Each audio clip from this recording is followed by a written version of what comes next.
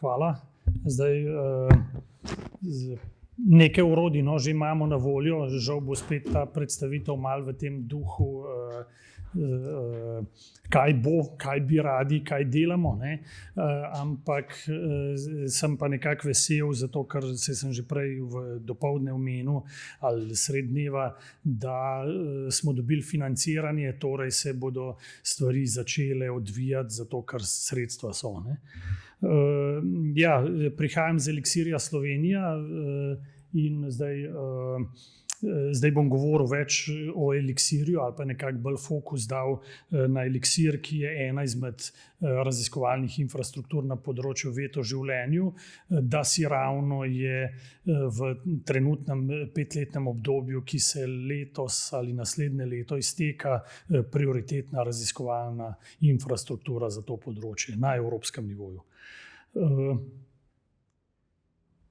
Se pravi, mogoče sam na hitrico pregled, se pravi, kdo so člani Eliksirja. Mislim, da je Eliksir trenutno največja ali pa ena izmed največjih raziskovalnih infrastruktur v Evropi. Ima, mislim, da je to 23 članov in ena država, se pravi Ciper, je opazovalka. Trenutno je Slovenija, tamle vidite z oranžno geografsko sicer najmanjša, ampak po svoji aktivnosti in tudi v prihodnje pa mislim, da saj na nekaterih področjih nismo najmanjši, ne. Se pravi, tudi tako kot pravijo, velikost včasih ni pomembna oziroma odvisno je, na katerih področjih velikost, ne. Se pravi, kako je Eliksir sestavljen? Eliksir je pač rabil enih 5 let zdaj ali pa dobrih 5 let, da se je zares začel oblikovati. Tudi smo dobili en velik infrastrukturni InfraDev 3 Eliksir Accelerate Horizont projekt, ki se je ravno konec avgusta lansko leto iztekel. In pravzaprav ta projekt, tista sredstva so nam omogočila na evropskem nivoju, da smo postavili ustrezno organizacijsko infrastrukturo, in ki je zdaj približno taka. To pomeni, na sredini imate tukaj napisane, so te tako imenovane platforme, tudi je en cajt trajal, da smo prišli do ustrezne terminologije, ne. 5 platform. To platforme nekako predstavljajo trajne aktivnosti Eliksirja, na katere se potem navezujejo tako imenovane, zdaj po ta novem communities, prej so bile use cases, ne, se pravi skupnosti, ki pa se nanašajo na določena specifična področja, kjer želimo raziskovalce povezati in ti raziskovalci potem uporabljajo predvsem tele platforme. Katere platforme so? Compute za računalniško infrastrukturo, data za podatkovne vire, predvsem pomembni so tukaj neki certificirani, imamo tudi mehanizem nekako certificiranja podatkovnih virov, se pravi ti viri, da so fair, da so združljivi, odprti in tako naprej. Pa seveda je zelo pomembno, da imamo neka sredstva za njihovo trajno vzdrževanje, ne. Se pravi, da posamezna država ali pa skupina držav, ki to storitev ponuja ali pa ta podatkovni vir, da seveda zagotavlja, da njegovo trajnost. Potem so orodja, platforma, ki pač zbira glavni del te platforme, je register orodij. biotools.org je spletno mesto. Interoperability, platforma, ki naj bi zagotavljala medsebojno povezovanje orodij z podatkovnimi viri. Zdaj si predstavljate, kaj vse je lahko interoperability, in ne nazadnje training. Tukaj je vključen capacity building, čeprav capacity building ali pa izgradnja kapacitet bi jo lahko dali tudi v druge platforme, ampak v treningu seveda mislimo na usposabljanje, se pravi gradnjo kapacitet skozi izobraževanja. Eliksir ima tudi relativno zelo dober, mogoče se naslonim na prejšnja vprašanja, mehanizem organizacije izobraževanj. To pomeni, da lahko dobimo iz teh zbranih članarin na evropskem nivoju, kandidiramo za posamezno izobraževanje in potem delavnico lahko tudi tisti, ki pač najboljši primer ali pa najboljšo potrebo izkaže, dobi tudi sofinancirano tako izvedeno delavnico. Tukaj slovensko vozlišče je tukaj zelo dobro pristopilo ravno za to idejo učenja na daljavo, se pravi, mi takim delavnicam pomagamo, da se jih lahko spremlja tudi na daljavo. Seveda gre še vedno za tako imenovano sinhrono izobraževanje, ampak lahko poskrbimo tako, da je učitelj na eni geografski lokaciji, študentje, učenci so pa lahko na različnih lokacijah. Seveda lokalno še vedno potrebujemo helperje, neke pomočnike, ki pomagajo, ampak predavatelji, tisti glavni, so pač samo na enem mestu. Si lahko predstavljate, da to izboljša celo zadevo glede obiska, glede manje potnih stroškov in takih stvari. Se pravi, je izvedba bolj ekonomična. Mogoče tle v te community ne bi šel čisto detaljno, ampak so za raznih področji ved o življenju. Imamo še nekako povezane communityje, ki so vezane na zdravstvo ali pa na medicinske podatke. Tukaj nekako fokus slovenskega vozlišča so tudi medicinski podatki. Samo hitro preletim, to sem že povedal dopoldne, se pravi povezava z EOS Clive, se pravi 13 teh raziskovalnih infrastruktur, kjer želimo tudi poenotiti tako podatkovne vire, kot orodja in iz tega izgraditi nek oblak, do katerega bi lahko vsi raziskovalci ali pa rečemo vsaj zainteresirani raziskovalci z področja ved o življenju dostopali in na nek enostaven način do podatkov ali orodij, s katerimi lahko te podatke obdelujejo, prišli. Zdaj bom šel bolj na lokalni nivo in potem tudi katere storitve že ponujamo oziroma predvsem katere načrtujemo, da jih bo slovensko vozlišče ponujalo, ampak najprej samo zgradba slovenskega vozlišča, koordinator je medicinska fakulteta oziroma formalno Univerza v Ljubljani in medicinska fakulteta to izvaja s pooblastilom. Imamo vključene akademske inštitucije, se pravi Univerza v Ljubljani, Univerzo v Mariboru, raziskovalne inštitute, nekaj najbolj pomembnih NIP, Štefan, Kmetijski inštitut, pa Kemijski inštitut Slovenije, klinične inštitucije, zaenkrat UKC Ljubljana, ki pa je seveda največja terciarna inštitucija bolnišnična v Sloveniji, pa zelo sem vesel, da so se priključili tudi Arnes, ki je nekako koordinator večine e-infrastruktur v Sloveniji. Se pravi, oni so partnerji za ŽEANT, EGI, EGI, Prace, mislim, da zdaj tudi tale EuroHPC imajo oni, nekako so koordinatorji. Katere aktivnosti, s katerimi aktivnostmi se ukvarja slovensko vozlišče, te aktivnosti lahko razdelimo na 4 področja, se pravi, kljub temu, da gre tle za bioinformatsko ali pa za podatkovno raziskovalno infrastrukturo, se nam je v Sloveniji zdelo zelo pomembno, da vključimo tudi tale wet lab, tako imenovani laboratorijski del. Zakaj? Zato, ker trenutno opreme v Sloveniji za sekvenciranje celotnih genomov še ni in ravno s tem projektom ali pa s temi evropskimi sredstvi, ki so zdaj odobrena, naj bi tako opremo v Sloveniji dobili. Se pravi, potrebujemo opremo, ki generira podatke, Potem drugi del je Dry Lab, ki smo ga nekako razdelili na dva dela, se pravi predvsem na ta upravljanje s podatki, skrb za podatke, trajno skrb za podatke in drugi del z analizo podatkov, bioinformatika, kot se nekako v ožjem smislu razume, čeprav zdaj pojem bioinformatike se precej širi. In zadnji del je seveda usposabljanje, izgradnja kapacitet, torej raziskovalce, nove raziskovalce ali starejše, kot je bilo prej omenjeno, moramo naučiti, moramo izobraziti, da lahko kompetentno sodelujejo na vseh teh področjih.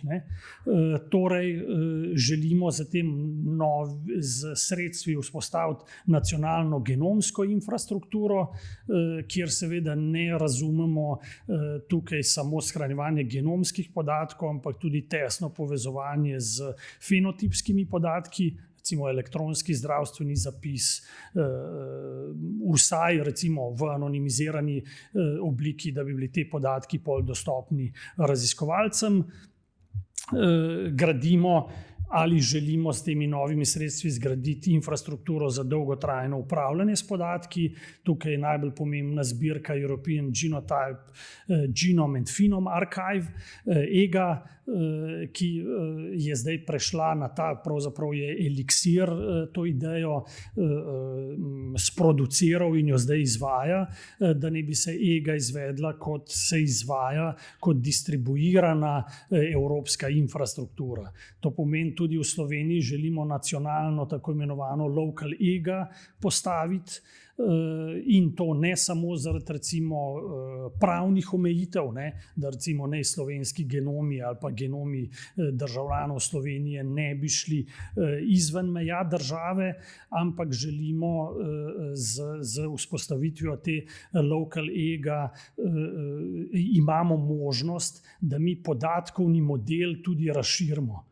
Se pravi, po domače, EGA ima nek predpisan nabor podatkov, ki jih zbira, mi pa lahko zaradi potrebe domačih raziskav, če imamo seveda to zbirko in ta sistem doma, lahko to zadevo razširimo ali pa na enostaven način razširimo in torej podpremo nacionalne raziskave še dodatno na isti platformi. Potem seveda želimo izboljšati ali pa vzpostaviti dostop do HPC-ja. Tukaj za temi sredstvi, ki pridajo, se imam pol en slajd naprej, ne želimo vlagati v superračunalniško infrastrukturo. Zakaj? Se je bilo zjutraj povedano, ta infrastruktura se že gradi oziroma obstaja. Mi želimo samo narediti dobre omrežne povezave in tudi vzpostaviti pravila, način, da bi recimo v medicini to pomembno, da podatke ti lahko iz recimo tega arhiva EGA zašifriraš skupaj z algoritmi, z programi, to pošlješ na HPC, se tam zračuna in dobiš rezultat nazaj, brez da bi nekdo vmes v te podatke imel možnost vpogledovati. Potem ponujamo v omejenem obsegu seveda podatkovne analize, bioinformatiko, bioinformatske analize, orodja in storitve, ali pa ponujamo skozi nas lahko dobite dostop tudi do takšnih storitev v tujih vozliščih. Integriranje podatkov, interoperabilnost želimo zagotavljati, saj za te podatke, podatkovne vire z področja ved o življenju, seveda slediti FAIR standardom za wet lab, za laboratorij, pa za usposabljanje, sem pa že povedal. Glavni fokus so medicinski podatki, seveda pa ne smemo pozabiti, da tle so močni partnerji tudi z področja biologije, kmetijstva in drugih ved o življenju, ki so tudi zelo aktivni. Kjere aktivnosti, še nadaljevanje, kjere aktivnosti imamo. Eno taka storitev, ki jo ponujamo celotnemu mednarodnemu konzorciju Elixir, je spletna učilnica Elixir, ki jo imenujemo Elixir Slovenija e-learning platform. Pravzaprav tam smo izvedli že ogromen tečajev, podpiramo tudi to povezovanje z videokonferenčno opremo in pravzaprav edini, ki ponujamo tudi spletni vmesnik za povezave z orodji. To pomeni študentom, ko pridejo na nek tečaj, s tem, ko dobijo račun na tej platformi, dobijo tam vse gradiva, lahko delajo teste, to je seveda odvisno od učiteljev, koliko to pripravijo, hkrati pa dobijo tudi dostop do orodij. To pomeni, njim treba nobenih programov lokalno nameščati, ampak smo naredili spletni vmesnik do tega.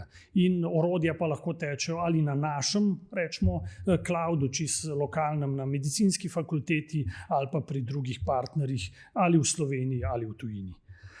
Seveda morajo te oblačna infrastruktura mora biti do neke mere standardna. V glavnem te vsebnike uporabljamo, če kdo pozna. Vzpostavili smo tudi bioinformatsko enoto Elixir, kratica je BI, se nam je zdela taka dobra kranjska čebela. Bi lahko več povedal, pa ne bom zdaj.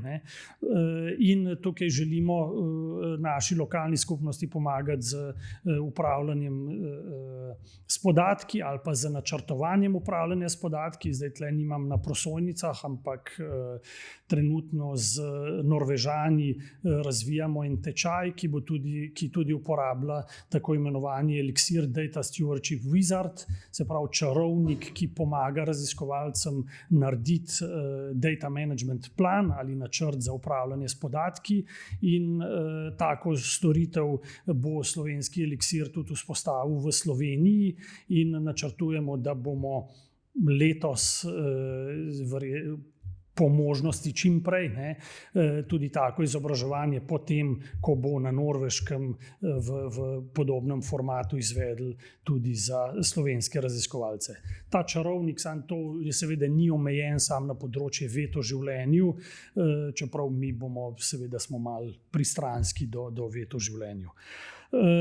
Ponujamo, kaj pa že ponujamo našim raziskovalcem, že ponujamo nekaj prostora na naših diskovnih, trenutno takoj, mogoče se to ne sliši veliko, ampak določenim je pa kar prav pride, 4 terabajte lahko damo takoj in lahko damo to tudi v povezavi z zaenkrat Linux strežnikom, to pomeni, da lahko uporabljajo strežnik, ki dostopa tudi do teh podatkov,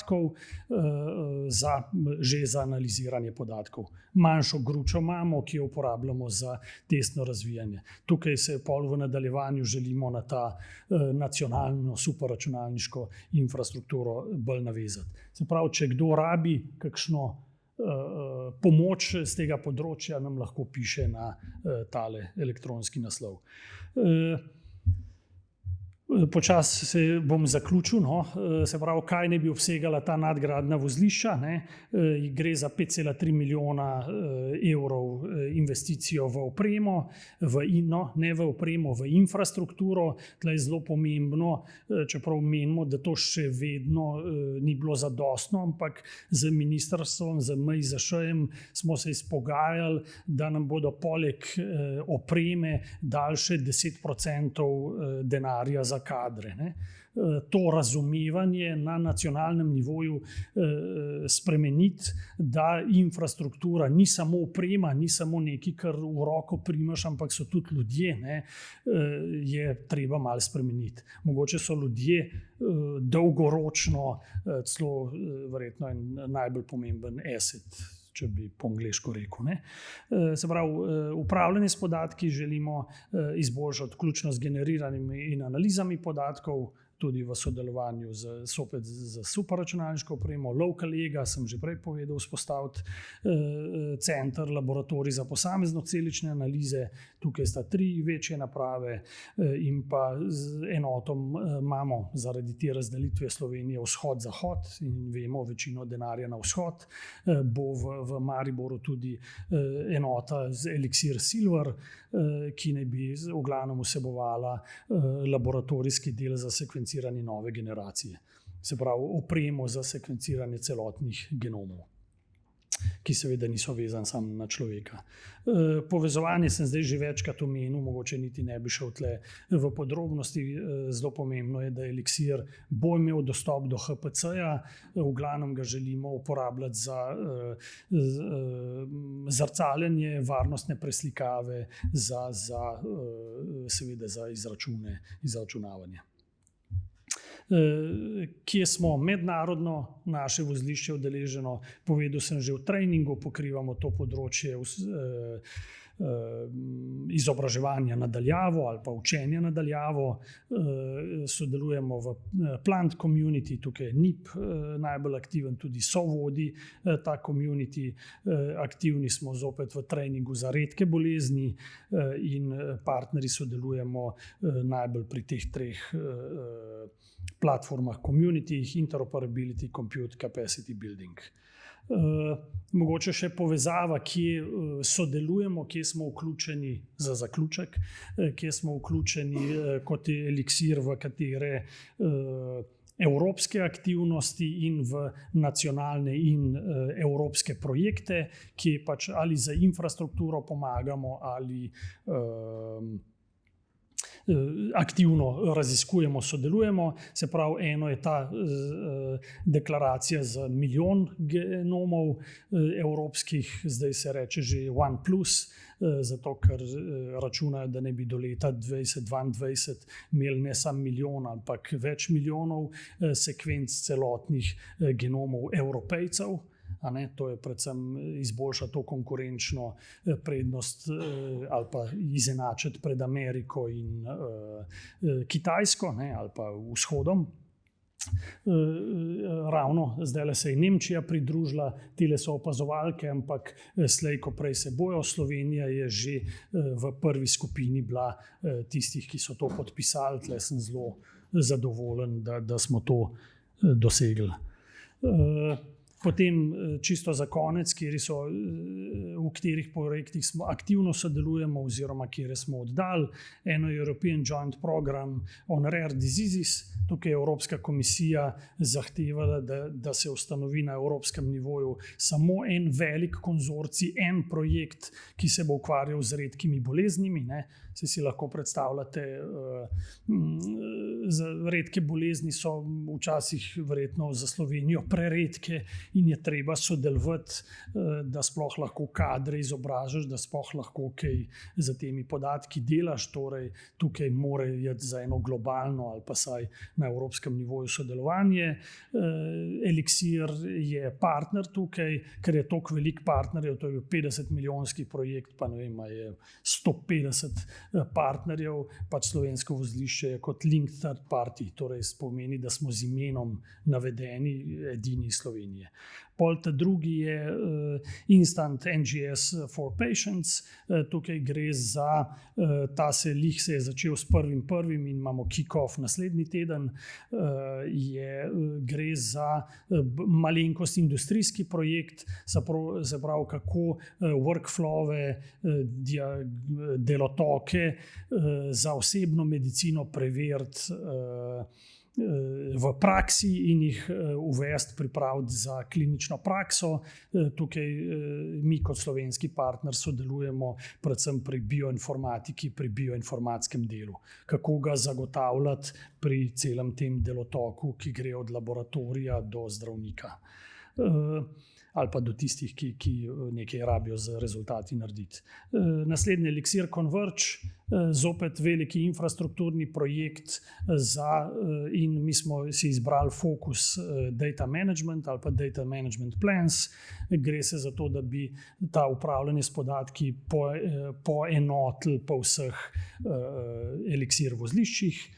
Beyond 1 Million Genome Project je bil oddan projekt, ki naj bi podprl infrastrukturo prejšnje deklaracije za 1 milijon genomov. Se pravi, zdajšnja skupina na evropskem nivoju se šele pogovarja, kako to vzpostaviti. Mi kot Eliksir smo pa že dali predlog skupaj z drugimi raziskovalnimi infrastrukturami, kako naj bi ta infrastruktura na evropskem nivoju izgledala. Potem sta pa še 2 ciljna raziskovalna projekta, kjer smo aktivno vključeni, Evropske referenčne mreže, to je za področje redkih bolezni, in slovenski genom. To so pa manjši projekti, več ali manj za podporo Ministrstva za zdravje v tem primeru in ARRS-ja, in sta malenkost bolj klinično naravnana, ne samo raziskovalno. Zopet za isto sliko končujem. Hvala.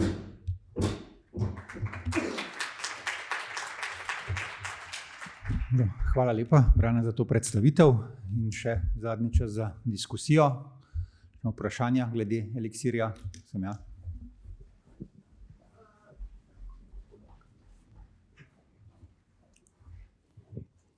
Mene pa zanima, kako je z tem varovanjem osebnih podatkov. Namreč te genomske sekvence se načeloma po GDPR-ju smatrajo kot osebni podatek. Ja, če imate mogoče že kakšne protokole vzpostavljene oziroma? Ne, zdaj še čist protokolom poskušamo slediti, je tudi neka delovna skupina na Evropskem Eliksirju, ampak trenutno mi se pravi delujemo projektno, a ne.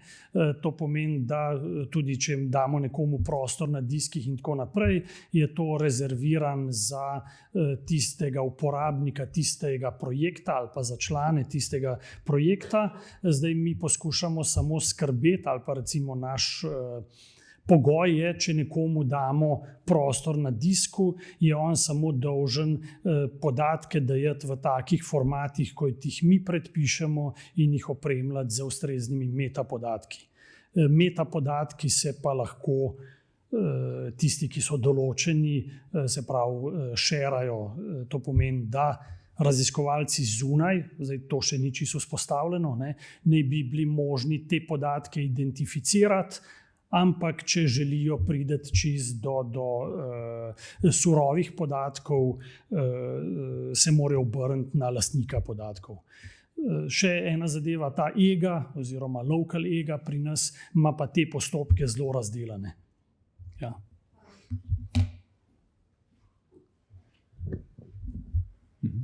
Jaz bi tudi imela eno vprašanje v zvezi z metapodatki.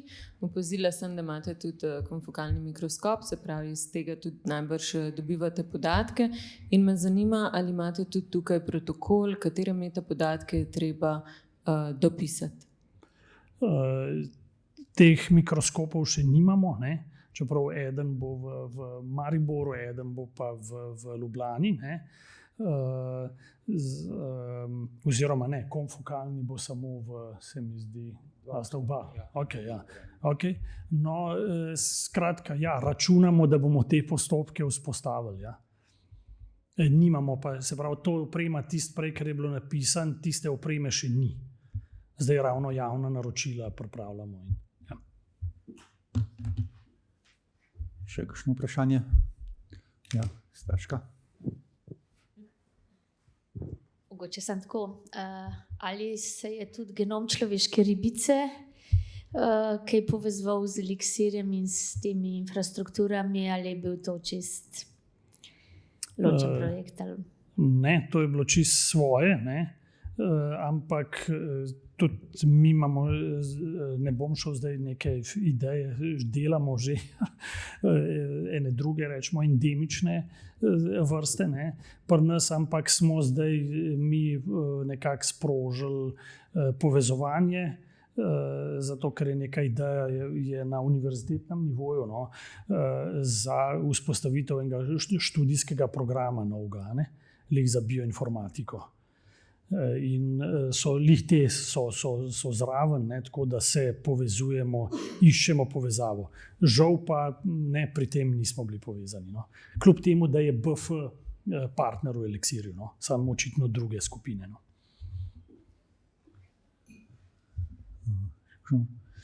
Mogoče je še eno vprašanje za vas. Nekaj sem danes poslušal ta predstavitve, videli smo pa tudi že prej, ko sem bil v tujini, da je veliko teh orodij. Prej smo že govorili o tem, da obstajajo repozitoriji različni. Brane zdaj omenil, da pripravljajo novo orodje za data management plan. Pa me zanima, menite, da bi bilo smiselno, da bi na nivoju univerze skušali narediti nek nabor po mnenju univerze najboljših repozitorijev pa teh orodij, ki so zato, da bi se uporabljala, da bi kot neka pomoč raziskovalcem, ki delamo na Ljubljanski univerzi. Okay, tako da bi lahko mogoče tudi o tem razmišljali, da strokovnjaki, ki že te stvari uporabljajo, recimo Sebastian, v redu, o takih stvarih razmišljali tudi naprej. Še kakšno vprašanje? Če ni, potem bi se zahvalil vsem predavateljem. Mislim, da je lahko zaključimo, da je bilo zanimivo. Kot sem rekel, jaz bi se želel še malo bolj praktično, ampak bom se trudil kot predsednik komisije za raziskovalno delo, da mogoče še letos v poletnem času organiziramo še kakšno bolj praktično delavnico, mogoče bolj usmerjeno po področjih, kjer bi lahko dejansko sami raziskovalci se učili, kako narediti data management plan, kako urediti podatke in kako jih objaviti v repozitorijih. Verjetno bi bilo to zelo koristno. Tako da hvala lepa vsem za udeležbo, hvala predavateljem in se vidimo ob naslednji priliki. Nasvidenje.